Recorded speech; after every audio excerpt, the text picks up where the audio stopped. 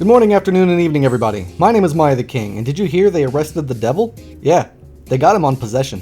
Now then, today we're taking a look at a game just released on Steam today called Evergreen, a mountain life simulator. A casual, relaxing simulation survival game, or it doesn't state survival game, but I mean, it's pretty much a survival game. Anyway, this game was developed and published by, wow, not sure if I could say this right, so apologies in advance if I get it wrong, Somnambulist Games. Released not in early access, at least it says so on the Steam store page, and selling for $20 American. So basically, in this game, you're just some random unknown guy who got tired of the city life and went up onto some mountain somewhere to start his relaxing life of manual labor and fending completely for himself. And no, the game didn't tell me that. The Steam store page told me that. The game didn't tell me anything. And that's about all there is to this game. You survive on a mountain in the middle of nowhere. Alright, so as always, let's go into the good and the bad, and up first is the good, as always. So, the first thing for the good is a touch of the gameplay. Its ability to customize, along with the depth they put into the slice of life parts of this game. And what I mean is that you can build your house the way you want in a fairly simple way. You can purchase lights, furniture, appliances, and each of them actually do something. You can play on the video game. You can watch TV with this creepy guy. And you can also cook on a stove, turn on your washer and drying machine, set up lights, decorations, and a plethora of other stuff to really make your home feel like a home you've worked hard to relax in. That is the slice of life stuff that I was talking about earlier. Hell, you even have a truck that requires fuel, or else you just can't use it anymore. I think. I never let it run out of fuel.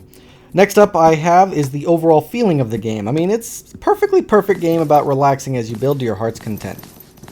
Sort of. And finally, the last positive is the sound effects. Again, for the most part, they are freaking accurate and well done. I mean, almost everything.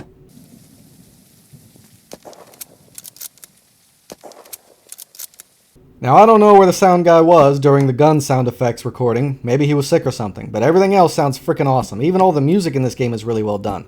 I do notice the fact that there isn't a lot of ambiance in the forest as you're working throughout it. I mean, there's no birds chirping, even though there should be. No crickets, no wind rustling the trees, nothing like that. And considering you're in a forest almost devoid of human life, you'd expect there to be a lot more forest ambiance, and that was kind of depressing. But everything else sounded perfect. Even the falling of the trees sounded really good. And I think that's the problem here, is the only really good positive that I could find about this game was the sound effects, and we're about to get into all that. So that's all I say for the good of this game. Now I got to go into the negatives, so I hope you stuck around. Also, have you heard about my same-day reviews? It's exactly like it sounds like. You request a review on a game you're interested in, and I'll have it reviewed and a video posted that same day. Just request it on the comments of any of my videos. But if I already put out a video that day, then it's going to come out the next day. So make a suggestion, and I'll get right on it. First come, first serve. Now then, on to the negatives. So here's the thing. Before I start out, I don't want to call this a bad game, because it technically does what it set out to do. But I just can't ignore its numerous flaws, and I want to give you guys all the facts. So up first is the lighting and the contrast. Now, for most of the game, its detail is deep and intricate and interesting, but in its contrast and lighting, it's just, well, with its contrast, it's incredibly hard to tell if that's a tree or a rock from a far enough distance. And the crappy lighting doesn't help it either. I mean, just look at this.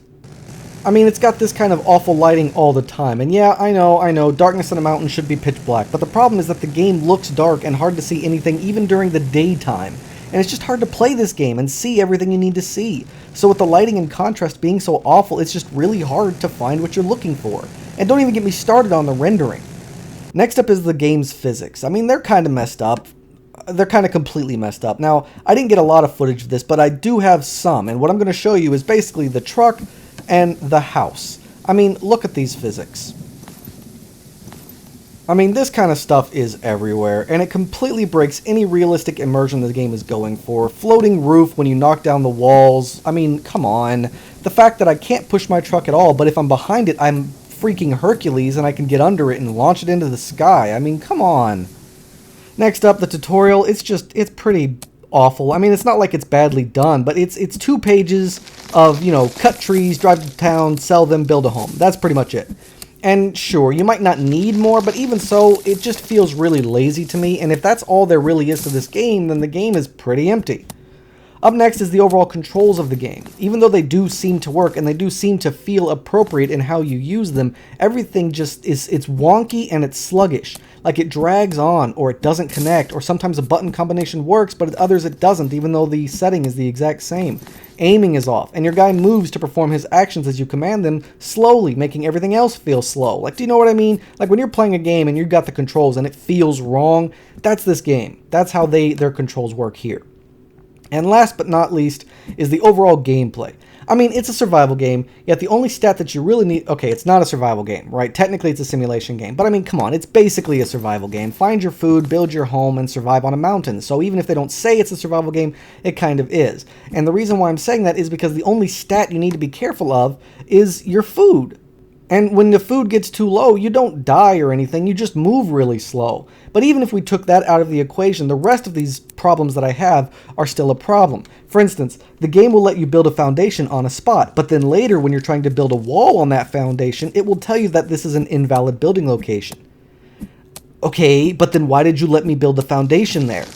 Not to mention there is zero indication of what your building area zone is. There's no red outline or any outlines at all, so you honestly have no freaking idea where to build anything, and you're pretty much just guessing. Oh, and once you build your house, you're pretty much done with the game. There's not a whole lot to do here. You build it, spend an hour and a half building it, because that's how long it took me to build it. Hell, it took me an hour and a half, and I built one, then demolished it, and then rebuilt it into stone. And it only took me an hour and a half to do that. So after you're done building it, you can then hunt enough or forage enough so you can go to town, sell all the stuff that you gathered, and then buy what you need to furnish it, and then that's it. Game's done. You won. It's over. Which is boring and kind of short. I mean, like I was saying, an hour and a half, and I had my house built, and I was already starting to put furnishings in it. With another half hour, maybe hour, I'd probably be done completely with no real replayability or interest to keep going. The game tries to give you interest by saying that you can build in multiple spots, but I don't see why I would want to do that. I don't understand. What would be the point? Why bother? The game won't let you sleep until nightfall, which does make sense, but even then, when it's pitch black at night, it still wants you to wait to an unknown predetermined time within that pitch blackness before actually allowing you to sleep. Now, I don't know if you can buy a clock at the store. I didn't see one, but I wasn't looking for one either, but there's no other indication of time, so you really have no idea of what time it is ever, which doesn't make any sense. If I was going to go live on a mountain, I'd at least have a watch on me. Things don't stack in your inventory, which is frustrating, but what makes it more frustrating and unrealistic, because I could have gotten behind that and been like, okay, he can only carry so much, but what makes this more frustrating and unrealistic is that your character's backpack is apparently 10 times larger than the flatbed of his truck. I mean, you can hold 50 logs in your backpack, but you can only store 6 of them in the truck.